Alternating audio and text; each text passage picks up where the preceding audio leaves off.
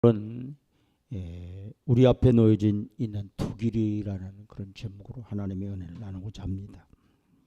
성경에는요, 사람이 선택할 수 있는 두 길에 대해서 상당히 많이 증거를 하고 있어요. 특별히 그 가운데 예수님이 산상수훈을 통해서 우리 선택에 대한 것을 말씀했죠.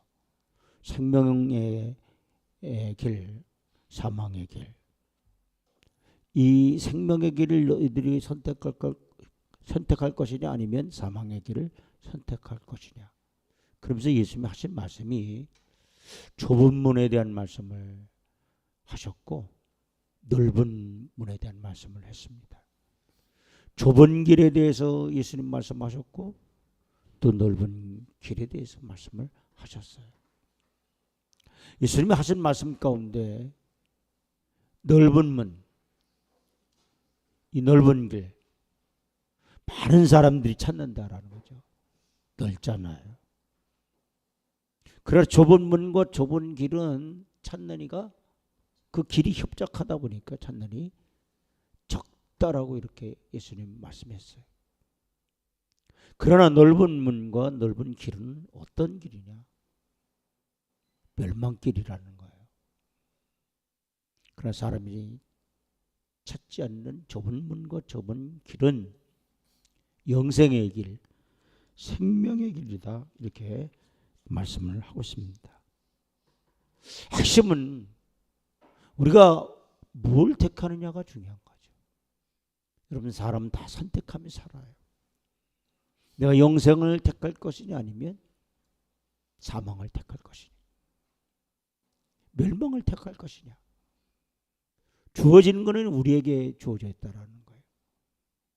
내가 하나님 말씀대로 순종의 삶을 살 것이냐 아니면 불순종의 삶을 살 것이냐.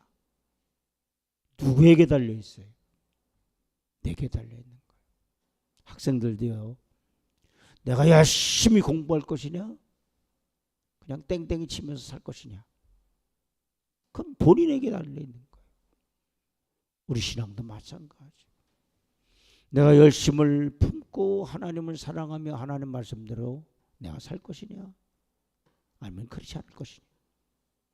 내가 뜨거운 신앙을 갖고 살 것이냐 아니면 냉랭한 신앙을 갖고 살 것이냐. 여러분, 우리에게 달려져 있다라는 거예요. 여러분, 생명길이냐 멸망으로 가는 길이냐, 이게 선택하는 거예요. 로마서에서도 이 선택의 문제가 등장을 하는데, 바울은 너희들의 의의 병기가 될 것이냐 아니면 불의 병기가 될 것이냐, 정말 죄의 종이 될 것이냐 아니면 의의 종이 될 것이냐. 여러분에게 이 선택권이 놓여져 있다라는 거예요. 여러분, 핵심은 여전히 우리 앞에 두 길이 있다라는 거예요. 근데 그 선택에 따라서 무엇이 달라지느냐? 열매가 달라진다라고 성경은 우리에게 말씀하고 있습니다. 우리가 너무도 잘 아는 말씀, 죄의 싹은 뭐라고 그래요? 사망이라는 거예요. 잘못된 선택이 우리를 영원한 사망, 즉 지옥으로 인도한다는 사실을 분명하게 말씀하고 있어요. 여러분, 예레미야 17장 5절 이하의 두 길을 제시하고 있는데 5절부터 6절 한번 보시죠. 여호와께서 이와 같이 말씀하시냐. 물은 뭘 믿어요? 사람 믿어요. 그 다음에 육신의 힘으로 그의 힘을 삼고, 그 다음에 마음이 누구에게서 떠났어요? 여호와에게서 떠난 그 사람은 그랬어요. 그 사람이 어떤 사람이냐는 거예요. 하나님을 믿으며 사는 것이 아니라 사람 믿고 산 사람이라. 그 사람은 어떤 사람이? 육신으로 그의 힘을 삼는 자라는 거예요. 그리고 그의 마음에 누구를 떠났느냐? 하나님이 그의 마음 가운데 떠났어요. 여러분, 일생 정말 죽는 날까지 여러분의 마음 가운데 하나님이 여러분의 마음 가운데서 떠나지 않기를 주의 이름으로 축원을 드립니다. 따라서요. 하나님은 나의 힘이요, 나의 요새요, 나의 반석이요, 나의 피난처요, 나의 힘이십니다. 정말 하나님을 여러분의 마음 가운데 모시고 살기를 주의 이름으로 축원을 드립니다. 여호와를 떠난, 마음이 떠난 자는 어떤 자라는 거예요? 여기 보니까 따라서 저주를 받을 것이라. 그런 사람은 저주를 받는다. 그러면서 이르미야 선지자는 이렇게 말합니다. 그는 그랬어요. 사막의 떨기나무 같아서 좋은 일이 오는 것을 보지 못하고, 광야 간조한 곳 건건한 땅, 사람이 살지 않는 땅에 살리라, 이렇게 말씀을 하고 있습니다. 그런데 현대 성경은요, 이 말씀을 이렇게 말씀하고 있습니다. 그런 인간은 그랬어요. 어떤 인간이냐는 거예요. 나를 버리고 떠나가서 인간의 도움으로 나를 대신하고 잠시 있다가 사라지는 인간의 도움을 의지하는 저주를 받은 인간이다. 저주받은 그 인간은, 그런 인간은 사람도 살 수 없이 외롭고 거친 땅, 돌덩이만 쌓여있는 광야와 모래바람만 휘몰아치는 황야에서 볼품도 없이 가시덤불만 내뻗치는 한 그루의 관목과 같다. 그는 언제까지나 좋은 일을 보지 못하고 행운을 얻지 못할 것이다. 다시 행운을 얻지 못할 것. 그런 자에게는 행운일이 오지 않는다라는 것. 그렇습니다. 사람 믿고 육신으로 그의 힘을 삼고 마음이 여호와에게서 떠난 사람은 바로 저주를 받게 될 것이라고 말씀하고 있어요. 반대로 예레미야 선지자는 7절부터 8절에 이렇게 말하고 있습니다. 7절 8절 한번 보시죠. 다 같이 봉독합니다. 그러나 무릇 누구를 의지해요? 여호와를 의지하며 여호와를 뭐하는 자는, 의리하는 그 사람은 어떤 사람이라는 게 따라서 복을 받을 것이라. 아멘. 그러면서 그 예를 드는데 뭐냐, 그는 그랬어요. 물가에 심어진 나무가 그 뿌리를 강본에 뻗치고 더위가 올지라도 뭐하지 아니에요?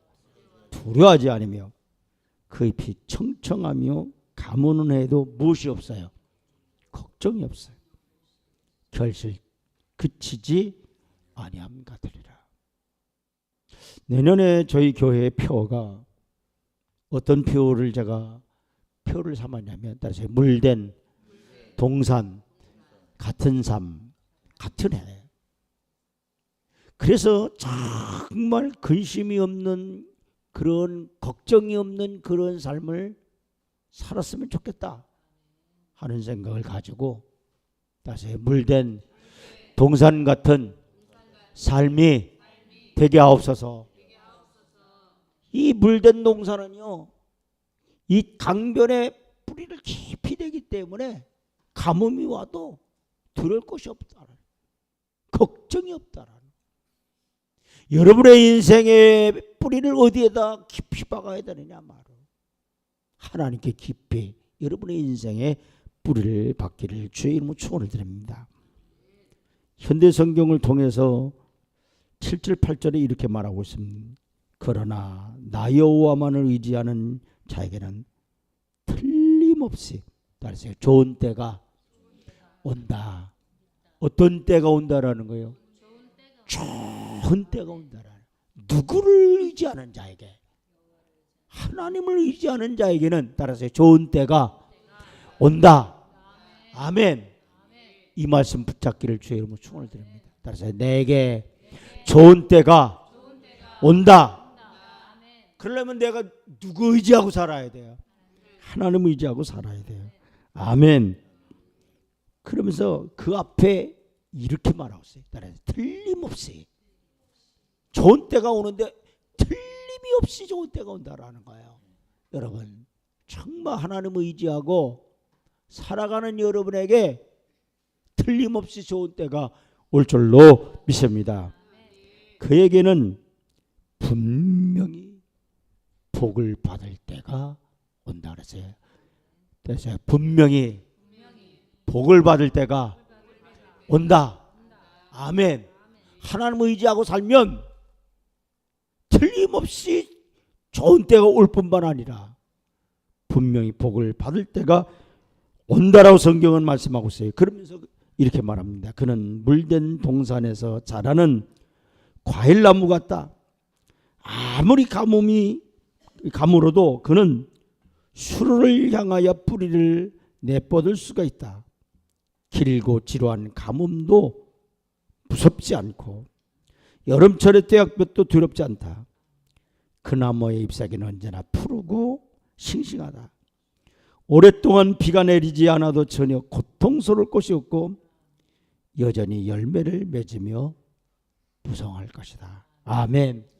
정말 여러분에게 물된 동산 같은 그런 삶만 된다고 한다면 걱정 두려움이 없는 그런 삶으로 하나님이 이끌어 주실 줄로 믿습니다. 여러분 근데 시편 기자는 1편을 통해서 우리에게 뭐라고 말씀하고 있느냐. 여호와를 의뢰하는 이라는 말씀은요, 여호와의 율법을 즐거워하여 그 율법을 주야로 묵상하는 사람으로 바꾸어서 여호와를 의지하는 것, 믿음으로 산다라는 것을 의미하는 말씀 중심의 신앙을 표현하고 있는 겁니다. 사실 인생에 수많은 선택이 있어 보입니다. 그리고 그 길은 모두 우리 선택으로 걷게 되는 거예요. 오늘도 여러분이 하나님 앞에 예배의 자리로 나왔잖아요. 누구의 선택에 의해서 여러분이 나왔어요? 여러분 스스로 선택한 거예요. 내가 하나님의 전에 나가 정말 예배의 자리에 나올 것이냐 아니면 그렇지 않을 것이냐, 내가 예식장에 갈 것이냐 장례식장에 갈 것이냐, 그 누구 선택이에요. 내가 예배 자리에 나오는 거 다 여러분이 선택한 사실인 줄로 믿습니다. 오늘 시편 기자는 이 선택에 대해서 말씀하고 있는데 두 길이 있다라는 거예요. 오늘 여러분 시편 1편 보세요. 1절 보세요. 어떤 사람이 있어요? 복 있는 사람이 있어요.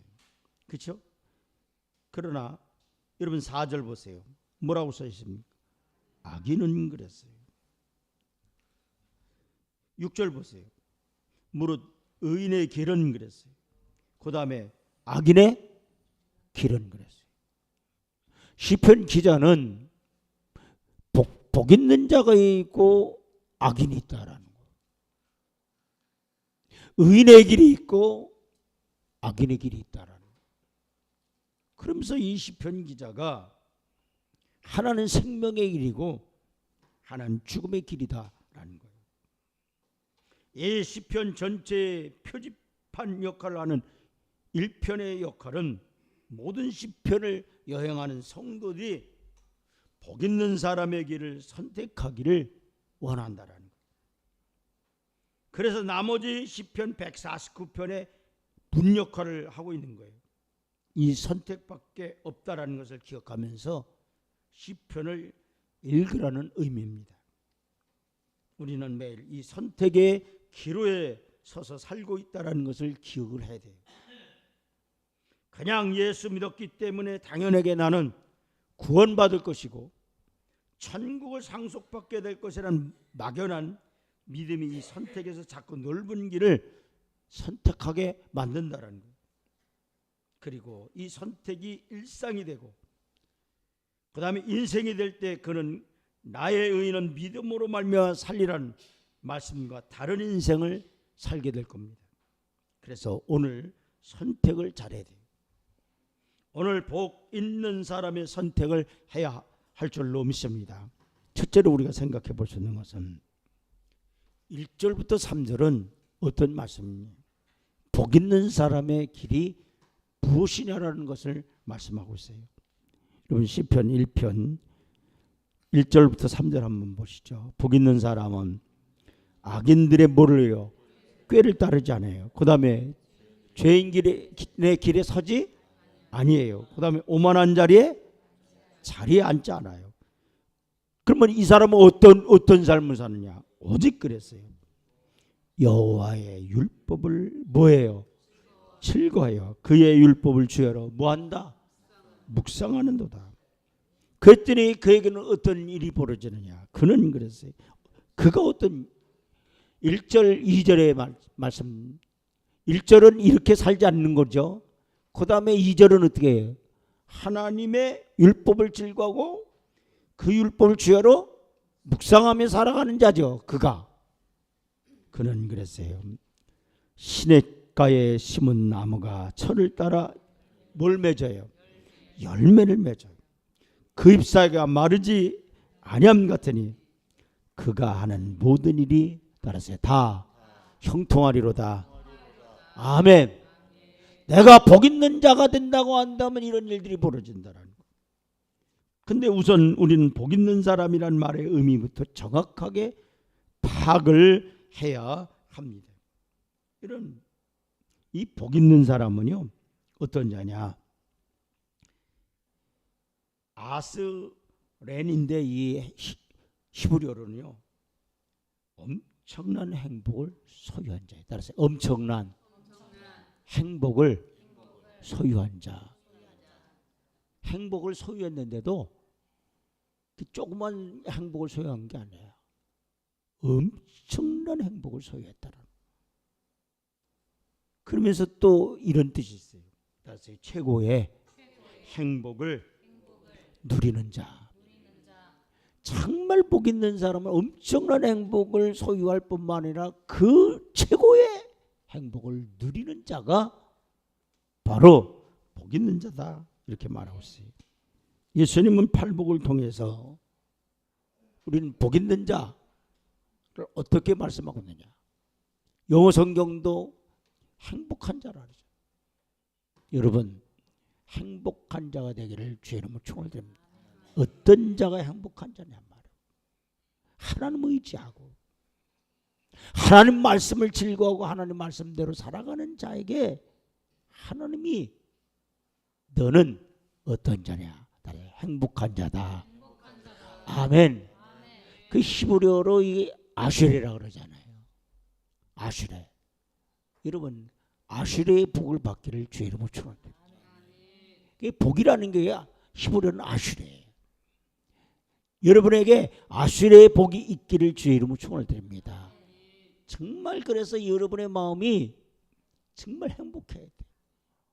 여러분 오늘 하루하루 살아가는 그 모든 것이 정말 따라서 나는 행복합니다.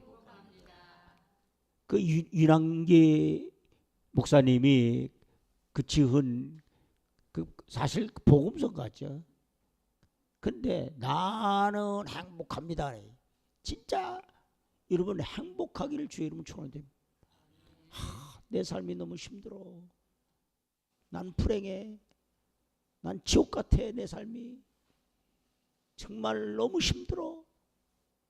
그렇게 고백하는 사람들이 있잖아요. 어떤 사람들 보면 하루하루가 뭐예요? 감사. 너무 감사해. 모든 것이 감사.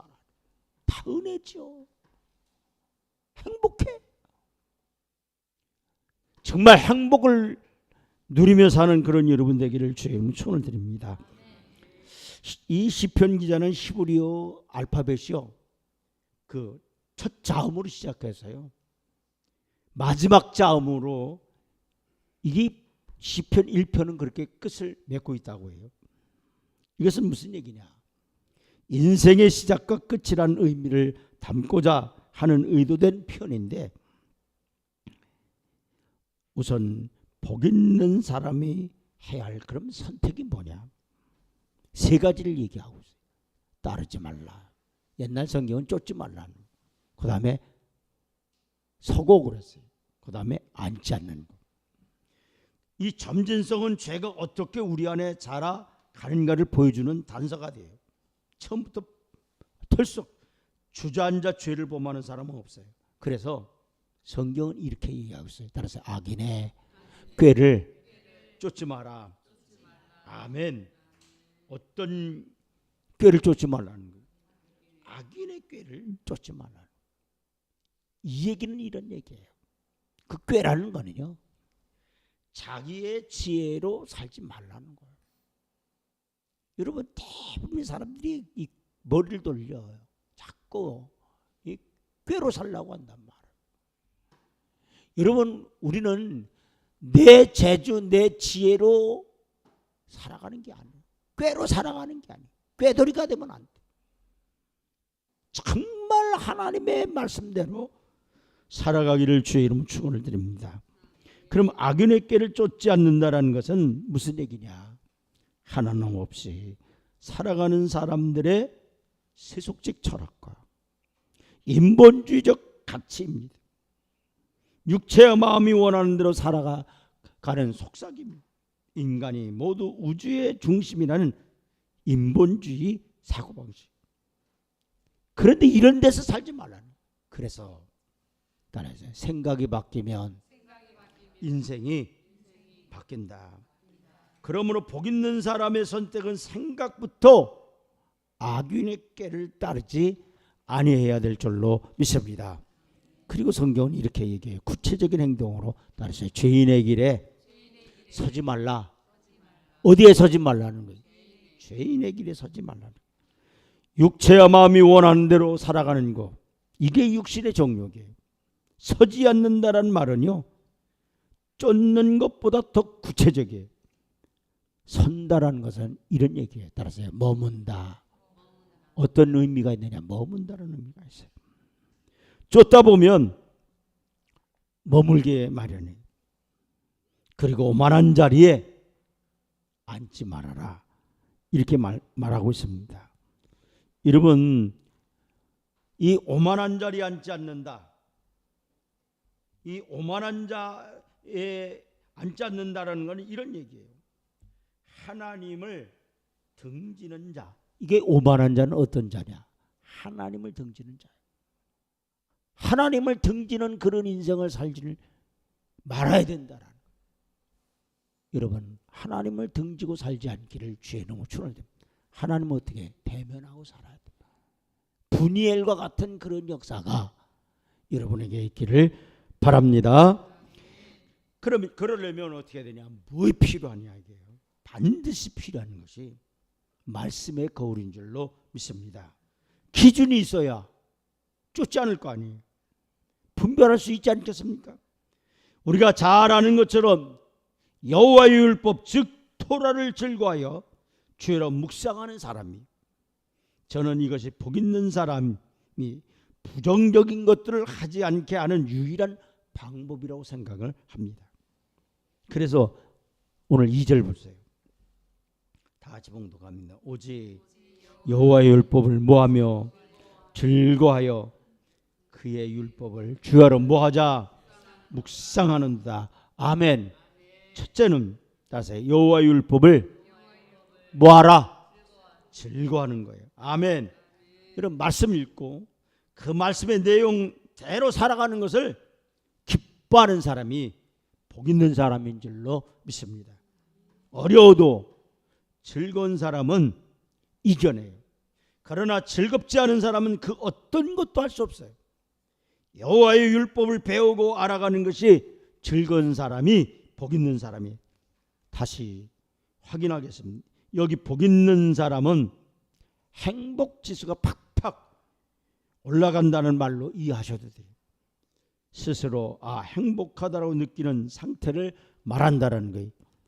여호와의 율법을 즐거워하면 그런 고백이 반드시 나오게 마련해요. 두 번째는요, 그렇게 즐거워하여 읽은 율법을 따라서 주야로 묵상한다. 뭐 한다고요? 주야로 묵상해요. 이 말은요, 이 중얼거린다라는 거예요. 어는 이런 얘기입니다. 소가요 되새김질 하잖아요. 여러분은 하나님의 말씀을 어떻게 자꾸 되새김질을 해야 돼요.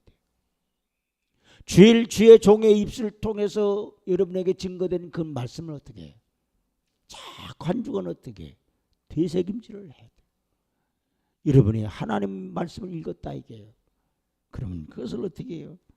마음에 담아두고 생각하고 또 생각하는 것인 줄로 믿으시기를 주의 이름으로 축원드립니다. 근데 현대 성경은 이렇게 말씀하고 있어요. 얼마나 복되랴 여호와의 가르침을 기뻐하고 그 가르침을 따라서 밤낮으로 읽으며 늘 명상하느니. 그러니까 하나님의 말씀을 밤낮으로 이 묵상한다라는 것은요 명상한다. 자꾸 되새김질하는 것을 말씀하는 거예요. 여러분 생각하는 이유가 뭐예요? 뭐 때문에 생각해요? 그 이유가 뭐예요? 말씀대로 살기 때문이에요. 아멘. 여러분 이것은 복잡한 게 아니에요.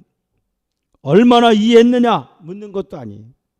잘 이해하지 못했어도 말씀이 즐겁고 그래서 마음에 담아 이렇게 저렇게 생각하며 살아가는 삶이 행복이 있다는 거예요.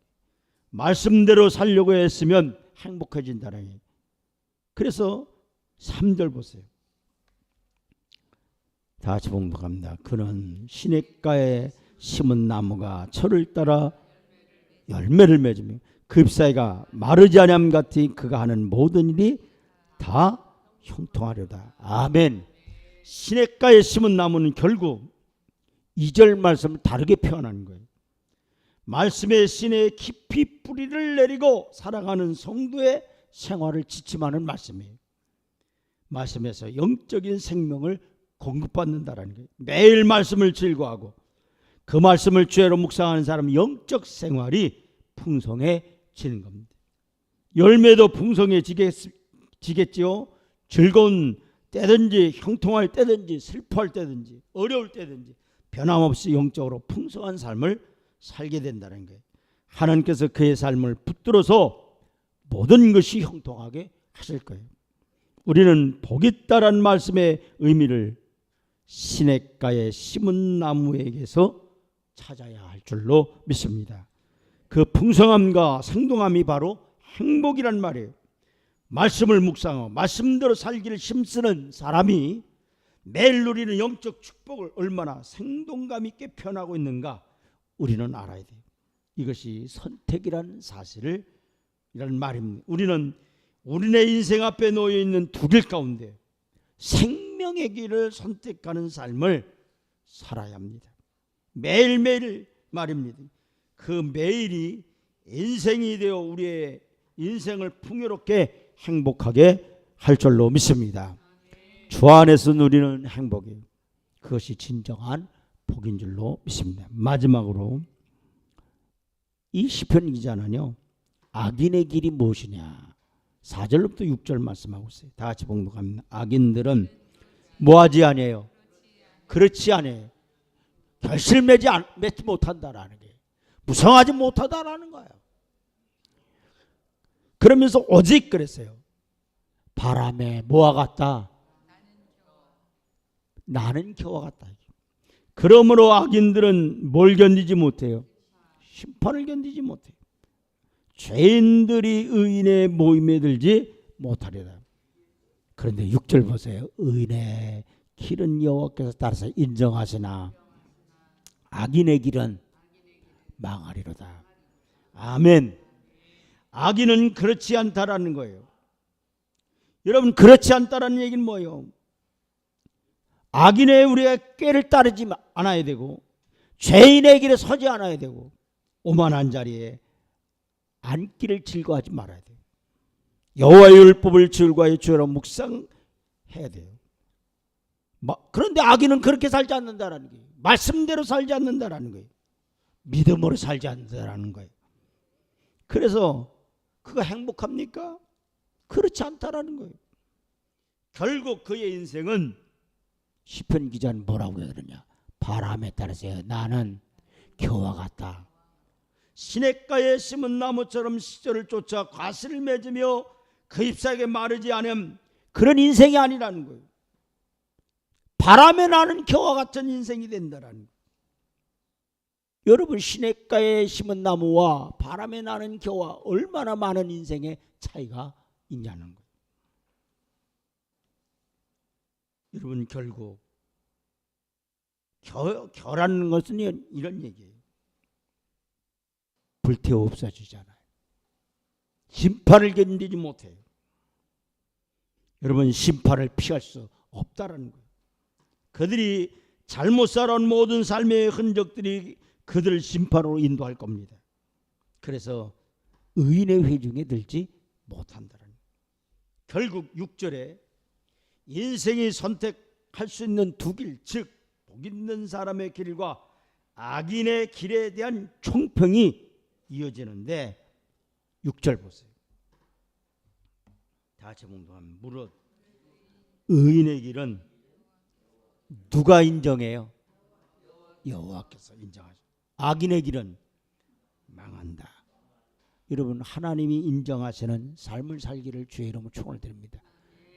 이 인정이라는 말이요, 히브리어로는요 야다라고 해요. 그런데 안다라는 거예요. 따라서 안다. 하나님이요 알아준다라는 거예요. 아멘.